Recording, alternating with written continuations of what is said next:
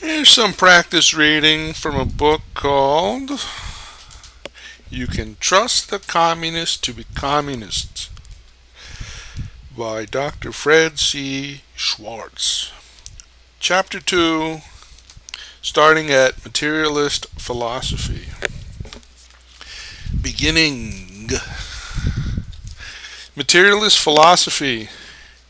The second factor in the creation of a communist is materialist philosophy. The student intellectual is taught that there is no God, that matter is motion in the sum total of all being, that each individual is a body in which a stomach secretes gastric juices, a liver secretes bile, and a brain secretes emotion and thought.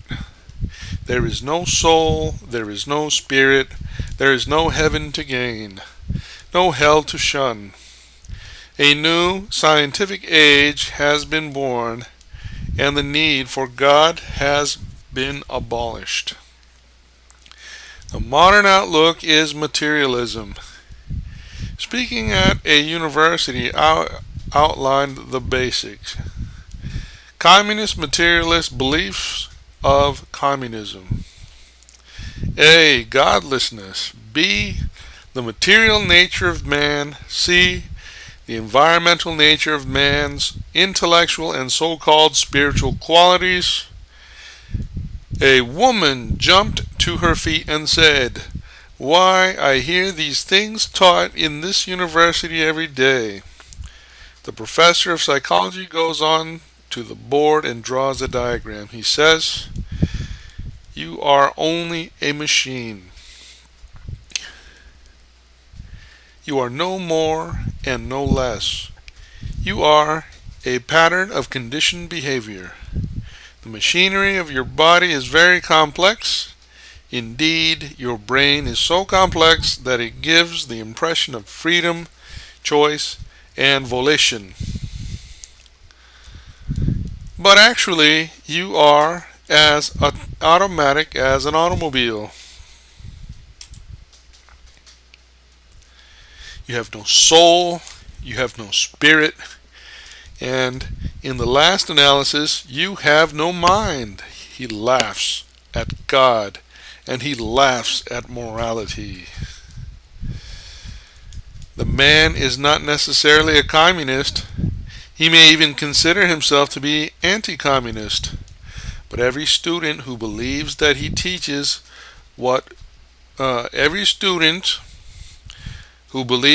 he teaches will find the communist program logical and appealing. For communism carries this teaching to its logical conclusion. Communism says that every characteristic and attitude of the human personality emerges from the brain. The brain is formed by the accumulation of experiences in the form of conditioned reflexes.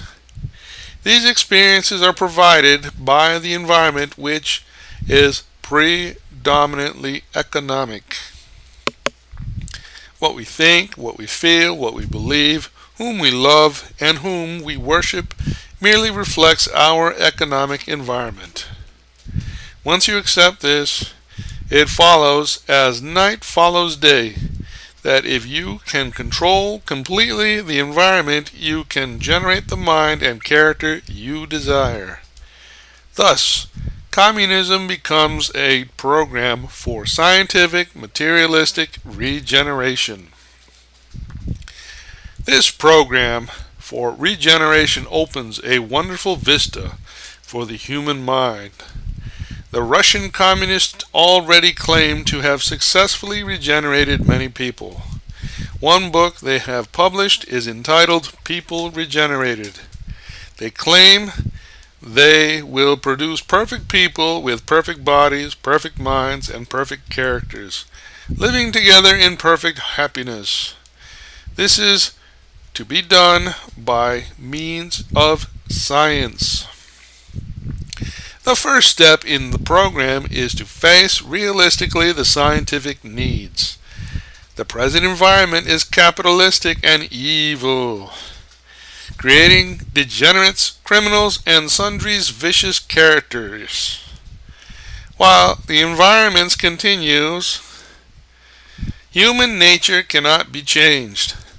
To try and persuade people to be different while they live in an environment that determines how they act is fatuous nonsense. It is like trying to dry the baby while he is still laying in the bathwater. To be successful, you must take him out of the water first. Similarly, if man is to be changed, he must be removed from his capitalistic environment. To do this, the communist must conquer the world and utterly destroy the capitalist environment. Capitalism will be replaced by socialism, which is built not on profit, greed, and self, but on service, cooperation, and others.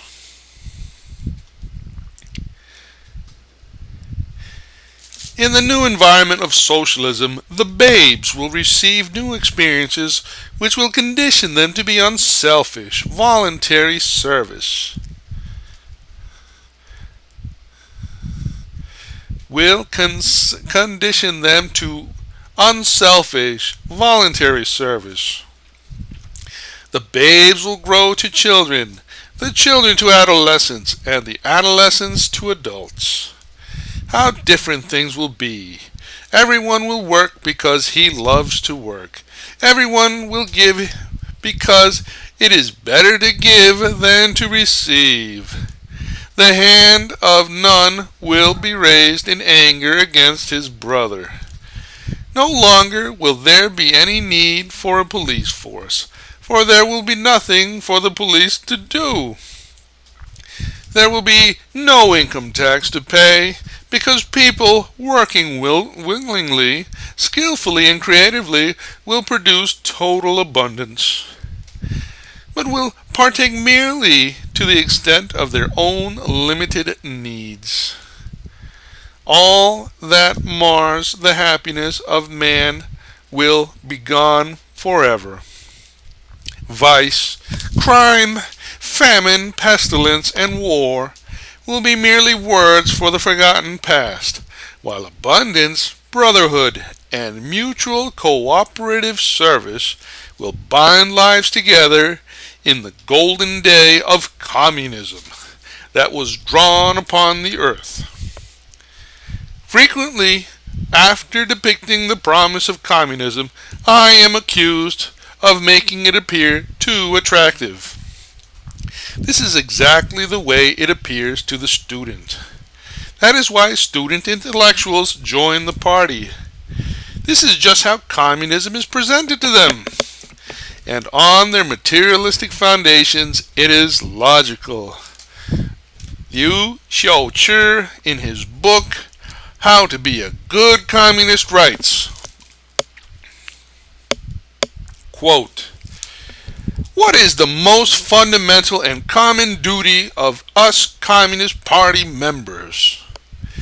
As everybody knows, it is to establish communism, to transform the present world into a communist world. Is a communist world good or not? We all know that it is very good. Is such a world there? In such a world, there will be no exploiters, oppressors, landlords, capitalists, imperialists, or fascists. There will be no oppressed and exploited people, no darkness, ignorance, backwardness, etc. In such a society, all human beings will become unselfish and intelligent communists with a high level of culture and technique. The spirit of mutual assistance and mutual love will prevail among mankind. There will be no such irrational things as mutual deception, mutual antagonism, mutual slaughter, and war, and etc. Such A society will, of course, be the best, the most beautiful, and the most advanced society in the history of mankind. Who will say that such a society is not good? Here's the question arises. Can communist society be brought about? Our answer is yes. About this, the whole theory of Marxist-Leninism offers a scientific explanation that leaves no room for doubt.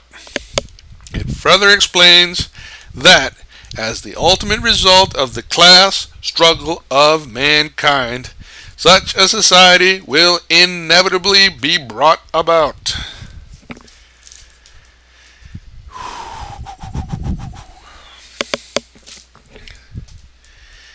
It is on the foundation of materialism that this scientific program of human regeneration is built. There are, of course, one or two unpleasant steps on the way to the glorious goal. One of these is the problem of dealing with those who populate the world. When the communists conquer it, these people formed in the old environment will think, feel, love, and worship in an established pattern. If they are allowed to raise their young, they will reproduce in them their own qualities, and the communist aim of generating new characters and perfect human society will be thwarted. Obviously, therefore, they cannot be allowed to remain where they are. Some of them will be segregated and used to do some useful work until they die. Some of them can be re-educated in re-educational institutions, namely the labor hospitals. The disease of capitalist character, according to the communists, is determined by the false labor relationships of the capitalist system. In capitalist society, labor is associated with profit or reward, whereas labor should be its own reward. The unfortunate victims of capitalist society will be taken in their diseased state and put into the communist institutions of pure labor. There they will rise in the morning to labor and will go to bed at night and exhausted with never a thought of any reward. The therapeutic of labor will cure them of their grievous capitalistic disease. The communists consider themselves humane in their extreme of providing these therapeutic institutions of labor to regenerate diseased capitalistic mankind. It is our bourgeoisie ignorance that causes us to classify them as slave labor camps. It is the young, however, who merit the curative process. The older members of the diseased classes who are established in their ways must obviously be destroyed. This the communists believe to be their duty. Such people would not be happy in their new environment. It is kindness to destroy them, a type of social euthanasia. The communists have no conscience about it, because, according to their materialistic philosophy, it is but a step towards the glorious goal of the regeneration of all mankind. This step may seem a little unpleasant if bourgeoisie sentimentality persists, but it is quite necessary to the process of regenerating mankind. The record of communism is one of recurrent fratricide and genocide.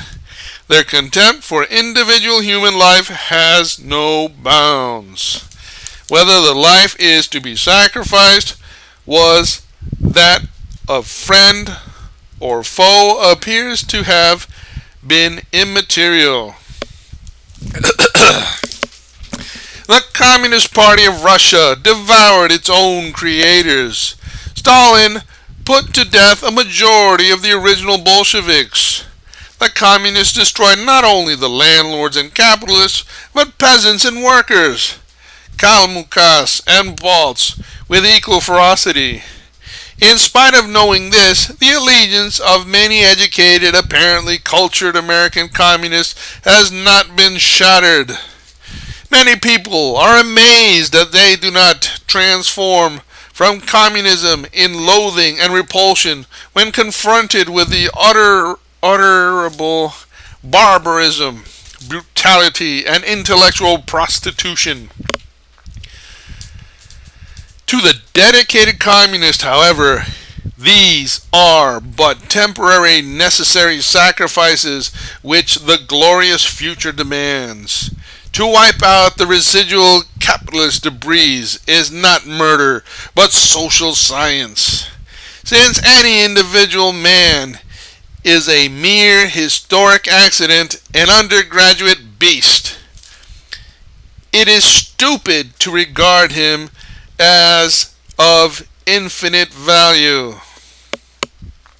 It is the species and the class that are important.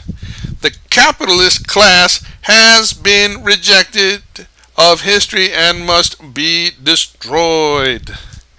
Capitalism in America has developed to a greater degree than capitalism in America has developed to a greater degree than capitalism in many other countries. Therefore, the number of infected by the capitalist virus is larger than in other lands.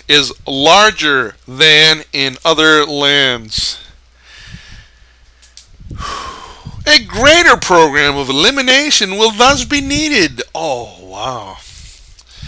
It is probable and natural that should communism prevail in America, a program of class liquidation will ensure that will dwarf similar programs in other countries.